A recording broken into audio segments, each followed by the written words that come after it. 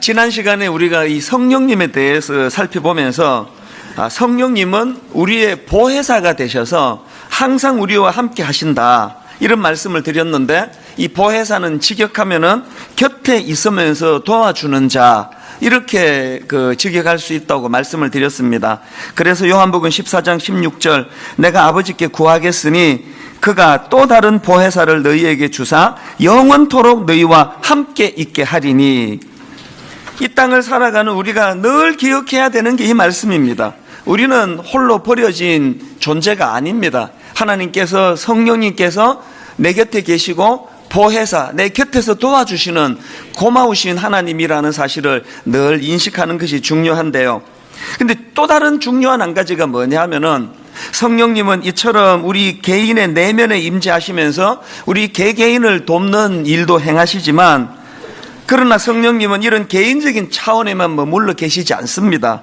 거시적이고도 포괄적인 차원에서 이 시대의 부흥을 주도하시는 분이 성령님이시라는 겁니다. 오늘 본문을 그런 관점으로 보셔야 되는데요, 사도행전 2장에 나오는 이 성령 강림 사건이야말로 이후에 그 초대교회가 그렇게 강력한 부흥을 맛볼 수 있게 된 이 원동력을 역할을 했고, 또 그런가 하면은 2000년이 지난 오늘에 이르기까지 성령님이 일하고 계시기 때문에 그 수많은 핍박과 이런저런 어려움 속에서도 교회가 오늘날까지 생명력이 유지될 수 있다는 사실입니다. 그래서 어떤 면에서는 오늘 본문에 나오는 이 오순절 성령 강림 사건이야말로 기독교 역사상 가장 중요한 사건이라고 말해도 과언이 아닙니다. 자, 근데 여기서 한 가지 주목해 볼 것이 있습니다. 이 강림하시는 성령님을 성경이 어떻게 묘사하는가 보니까요, 우리 본문 사도행전 2장 2절 3절을 한번 보시겠습니까? 호련히 하늘로부터 급하고 강한 바람 같은 소리가 있어 그들이 앉은 온 집에 가득하며 마치 불의 혀처럼 갈라지는 것들이 그들에게 보여 각 사람 위에 하나씩 임하여 있더니, 지금 오순절에 임하신 성령님을 묘사하는데 보니까 청각적으로는 급하고 강한 바람 같은 소리로 그렇게 묘사를 하고 있고요, 또 시각적으로는 불의 혀처럼 갈라지는 것으로 그렇게 묘사를 하는 겁니다. 이 바람처럼 또 불의 혀처럼 이 표현에 대해서 여러 해석들이 가능한데요, 저는 이것들을 묵상을 해보면서 왜 성령님의 강림을 바람처럼 불의 혀처럼 이렇게 표현했을까? 그것은 강림하시는 성령님의 두 가지 부분을 강조하기 위한 것이다, 제가 그렇게 해석을 해보았습니다.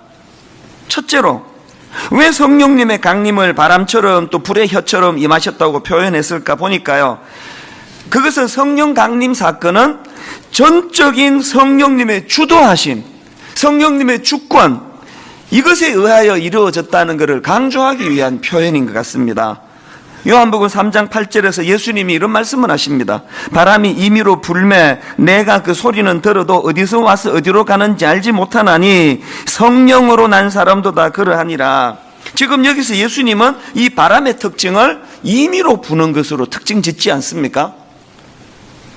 옛날에 저희 어릴 때 이제 우스갯소리 하면서 이제 퀴즈 내볼게. 엿장수가 이 가위질을 1분에 몇 번 하는지 아니? 그러면 정답은 엿장수 마음대로. 가위질을 10번 할 수도 있고 100번 할 수도 있고, 그거는 엿장수 임의대로 하는 거예요. 성령님이 바람처럼 임하셨다는 거예요. 바람은 임의대로 분다는 거예요. 여기에서 우리가 깊이 마음에 새겨야 되는 게 뭐냐, 성령님은 우리가 어떻게 조절하고 움직이는 분이 아니라는 거예요. 너무 그 성령의 역사, 은사 막 이런 거를 열망하다가 보면 자칫 그런 우를 범하기가 쉽습니다. 성령님을 마치 내가 부리는 무슨 심부름꾼처럼 오시라, 임하시라, 더 강력하게 임하시라, 그 아주 위험한 발상이에요. 성령님은 우리 같은 인생에 의해서 좌지우지 되시는 분이 아니에요. 단지 은혜를 구할 뿐입니다. 그런가 하면은 두 번째로, 왜 성령님의 임하심을 바람처럼 불처럼 그렇게 임하셨다고 표현을 하셨냐 보니까요, 그것은요, 성령님께서 이처럼 주도적으로 임하시되 강력하게 임하셨다는 것을 강조하기 위한 것이라고 생각합니다. 2절을 다시 한번 보십시오. 호련히 하늘로부터 급하고 강한 바람 같은 소리가 있어 그들이 앉은 온 집에 가득하며, 이 강렬함을 지금 표현하고 있는 거 아닙니까? 3절도 마찬가지입니다. 마치 불의 혀처럼 갈라지는 것들이 그들에게 보여 각 사람 위에 하나씩 임하여 있더니, 이 강력한 임재. 또 4절, 그들이 다 성령의 충만함을 받고, 이런 표현들이 다 강력하게 임하신 성령님을 강조하는 것이라면 오늘 우리가 이 부흥을 인위적으로 할 수 없습니다. 제가 막 인위적으로 뭐 행사하고 이벤트 해가지고 성령 충만 절대 가능하지 않습니다. 온전히 주권은 하나님에게 달려 계시기 때문에 우리는 어떻게 해야 됩니까? 이 초대교회 120여 문도들이 보여준 그 모범이 뭡니까? 하나님 앞에 모여 간절히 기도할 뿐이에요. 우리를 불쌍히 여겨주시고 성령님 우리를 다스려 주시옵소서. 성령님의 임재하심을 매일매일 우리는 간구를 해야 된다는 겁니다. 그래서 제가 오늘 이제 이런 관점을 가지고 이제 임하신 성령님에 대해 좀 살펴보고자 하는데요. 자, 그러면 이렇게 그 인간이 인위적으로 막 꾸며가지고 만들어내는 그런 부흥 말고 정말 주권자 되시는 성령님이 주도하시는 성령의 부흥이 일어난다면 그럼 어떤 변화가 일어나느냐, 이걸 제가 좀 말씀을 드리려고 하는데요. 자, 우리들이 한번 점검해 보시면 좋겠습니다. 내게는 이런 현상이 일어나고 있는가? 그러면 그게 성령님이 주도하시는 부흥입니다.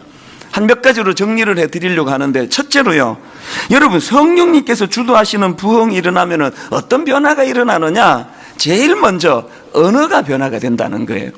언어의 변화, 언어가 성령님의 통제 아래 놓이는 변화가 일어난다는 겁니다. 4절을 보십시오. 그들이 다 성령의 충만함을 받고 성령이 말하게 하심을 따라 다른 언어들로 말하기를 시작하니라. 저는 이 본문 말씀을 보면서 정말 성령 충만한 사람에게 나타나는 가장 중요한 변화 중에 하나는 내 언어가 성령님에 의해 다스림을 받는다는 거예요. 예수 믿기 전에는 그냥 막 내키는 대로 말하고 막 생각나는 대로 쏟아붓고 막 내키는 대로 글 쓰고 막 그냥 막 그렇게 살았는데, 성령님이 나를 다스리기 시작하면 내 언어가 성령님에 의해 다스림을 받는다는 거예요. 그렇기 때문에요, 아무리 뭐 겉으로 보기에 믿음이 좋아 보여도 그 사람의 언어가 성령님에 의해 다스림을 받지 못하는 사람은 절대로 성령 충만한 사람 아닙니다.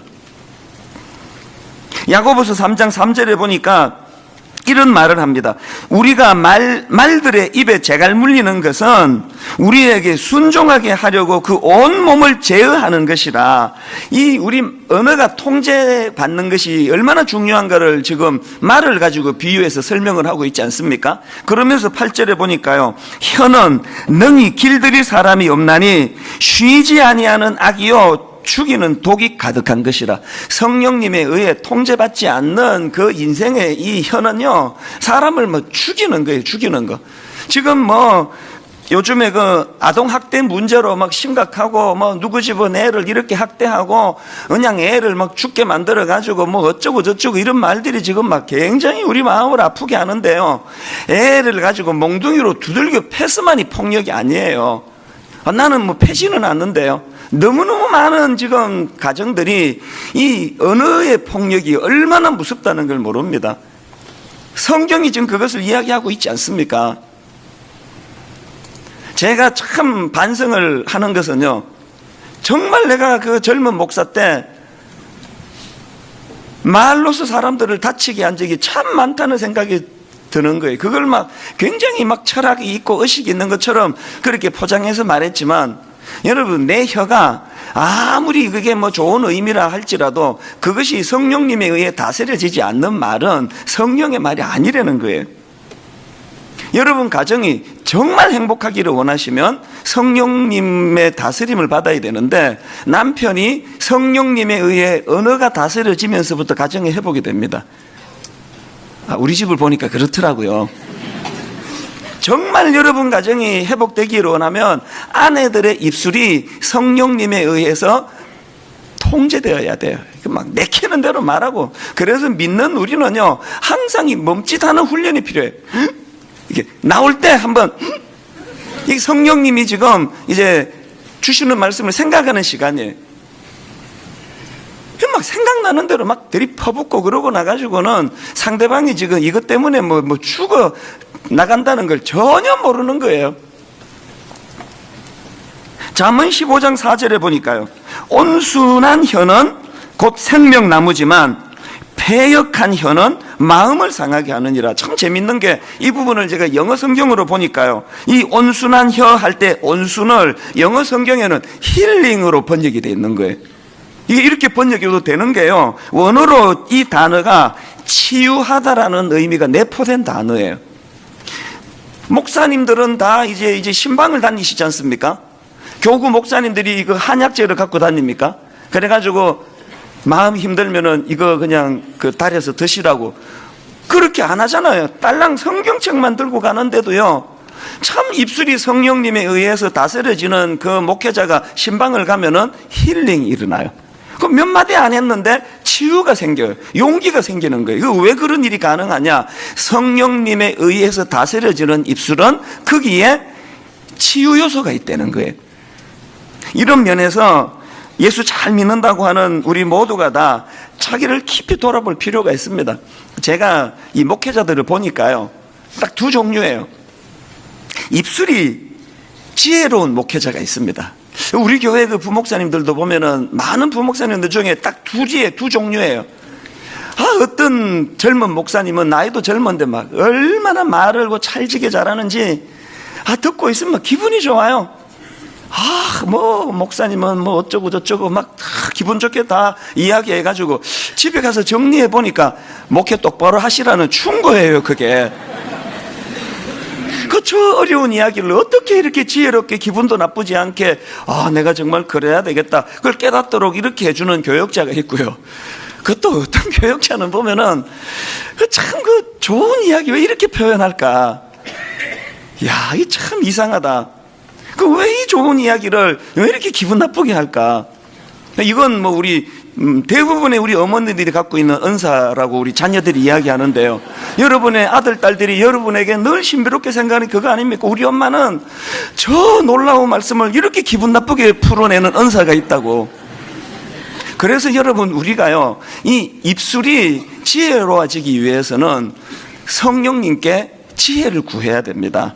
그래서 저는 목회자로서 야고보서 1장 5절 말씀이요, 너희 중에 누구든지 지혜가 부족하거든 모든 사람에게 후히 주시고 꾸짖지 아니하시는 하나님께 구하라, 그리하면 주시리라. 새벽에 일어나가지고 제가 분당 우리 교회를 막 세계에서 제일 좋은 교회 되게 주시옵소서 그렇게 기도 안 합니다. 아버지 이찬수 목사가 한국 교회를 대표하는 목사가 되게 해달라고, 그 큰일 날 기도 아닙니까? 저 같은 사람이 한국 교회를 대표하면은 어떻게 되려고요? 그런 거창한 기도 안 합니다. 어린애처럼 기도해요. 하나님, 오늘 제가 11시에 이혼을 앞두고 있는 부부를 만나는데 종이 입술에 지혜가 없습니다. 헛소리가 새어나오지 않도록 성령님께서 제 입술을 다스려 주시옵소서. 종은 미련하지만 제 입에서 나오는 말은 성령님이 주시는 말씀이 되어가지고 이 두 부부가 저 만나고 나면은 이혼하기로 했던 이 생각이 바뀌어지는 은혜가 있기를 바랍니다. 여러분, 지난 14년 동안 그런 일이 몇 번 있었습니다. 수백 번 만나가지고 몇 건 그런 일이 있었습니다. 더 구해야 되겠죠? 오늘 여기에 그래도 말씀을 사모하고 하나님 은혜를 사모하는 성도님들이 모여 계시다면 여러분, 우리 성령님께 항상 이걸 구해야 됩니다. 아버지, 내 입술에 성령님 지혜를 덧입혀 주시되 성령님에 의해 내 말이 다스려지기를 원합니다. 에베소서 4장 29절 30절에 보면은 이 언어 사용 문제가 생각보다 심각합니다. 보십시오. 무릇 더러운 말은 너희 입 밖에도 내지 말고 오직 덕을 세우는 데 소용되는 대로 선한 말을 하여 듣는 자들에게 은혜를 끼치게 하라. 그 다음 보세요. 하나님의 성령을 근심하게 하지 말라. 지난번에 말씀드렸죠.